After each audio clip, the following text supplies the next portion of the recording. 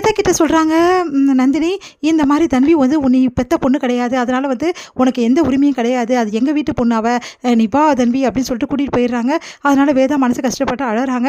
இந்த சூழ்நிலை அவங்க அம்மா அட்வைஸ் பண்ணுறாங்க, இங்கே பாருமா தன்வி என்ன தான் நீ வளர்த்தாலும் சரி, அம்மா அம்மான்னு சொல்கிறாலும் சரி, அம்மா ஆக முடியாது, அவங்க பற்றியா சொல்லி காட்டிட்டாங்க, அதுதான் அவங்களோட குணம், நீ இதுக்கப்புறம் தன்விக்கிட்ட கொஞ்சம் ஒதுங்கி இருக்கிறதா உனக்கு நல்லது வேதா அப்படின்னு சொல்லிட்டு அட்வைஸ் பண்ணுறாங்க. வேதா வந்து இதை கேட்டு அழுதுட்டுருக்காங்க.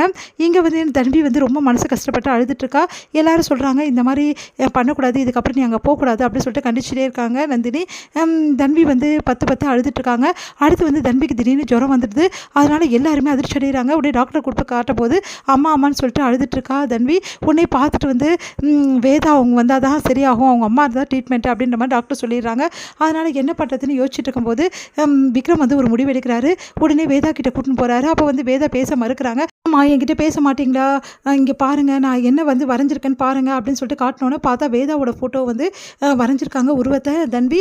அதை பார்த்துட்டு வேதா வந்து அப்படியே கதறி அழறாங்க. தன்வியை கட்டிக்கிட்டு தன்வி அப்படின்னு சொல்லிட்டு ஏமா இப்படி பண்ணுறீங்க, நான் உங்கள் பொண்ணு தானம்மா, நீ என் பொண்ணு தாண்டா செல்லம் அப்படின்னு சொல்லிட்டு கட்டி பிடிச்சிட்டு அழறாங்க. இதையெல்லாம் விக்ரம் வந்து அப்படியே பார்த்துட்டு மனசு கஷ்டப்படுறாரு.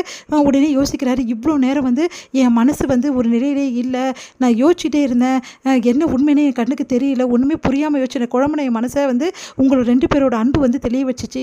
இந்த நிமிஷம் வந்து கண்டிப்பாக வேதா உண்மையானவன்னு எனக்கு தோணுது, அவள் எந்த பொய்யுமே சொல்லலை, அதனால் வந்து வேதா சைடு தான் வந்து உண்மை இருக்குது, நான் கண்டிப்பாக வந்து நிரூபிப்பேன், வேதா வந்து உண்மையானவ அப்படின்னு சொல்லிட்டு எங்கள் வீட்டில் உள்ளவங்க எல்லாருக்கும் நான் நிரூபிப்பேன் அப்படின்னு சொல்லிட்டு முடிவெடுக்கிறாரு. உடனே விக்ரம் என்ன பண்ணுறாரு, ஆஃபீஸில் வந்து கூப்பிட்டு அவங்க ஃப்ரெண்டுக்கிட்ட இந்த மாதிரி வந்து சிசிடிவி ஃபுட்டேஜ் வந்து செக் பண்ண சொல்கிறாரு. அதே மாதிரி அவங்க ஃப்ரெண்டு கூப்பிட்டு வந்து காட்டுறாரு. பார்த்தா பெண்கள் கிட்ட மோசமாக வந்து நடந்திருக்காரு அப்படின்னு சொல்லிட்டு அவங்க மாமா வந்து தெரிய வருது. எல்லா பெண்களையும் வந்து கூப்பிட்டு விசாரிக்கிறாரு. முதல்ல வந்து அவங்க எந்த உண்மையும் சொல்ல மறுக்கிறாங்க. அதுக்கப்புறம் வந்து ரொம்ப கேட்டோன்னே அதுக்கப்புறம் உண்மையை சொல்கிறாங்க. ஆமாம் சார், உங்கள் மாமா ரொம்ப மோசமாக நடந்துட்டுருக்காரு, ஏன் நாங்கள் வந்து அன்னையிலேருந்து இப்போ வரைக்கும் எங்களை வந்து அங்கே தொடுறது இங்கே தொடுறது ரொம்ப மோசமாக பிஹேவ் பண்ணிகிட்ருக்காரு அப்படின்ற மாதிரி சொல்கிறாங்க. இதை கேட்டு விக்ரம் அதிர்ச்சி அடைகிறாரு. அப்போது வந்து வேதா சொன்னது எல்லாமே உண்மை, எங்கள் மாமா சொன்னது எல்லாமே போய், எங்கள் மாமா தான் ஏதோ இந்த விஷயத்தில் பண்ணியிருக்காரு, அதை கண்டிப்பாக கண்டுபிடிக்கணும் அப்படின்னு சொல்லிட்டு முடிவு பண்ணுறாரு. உடனே வந்து அவரை தீவிரமாக கண்காணிக்கணும் அப்படின்னு சொல்லிட்டு அவங்க மாமா பற்றி டீட்டெயில்ஸ்லாம் வந்து கலெக்ட் பண்ண சொல்லி அவங்க ஃப்ரெண்டு கிட்ட சொல்கிறாரு. அவரும் வந்து சரி ஓகே நான் கலெக்ட் பண்ணுறேன் அப்படின்னு சொல்லிட்டு அவரும் சொல்கிறாரு. தர முடியுது.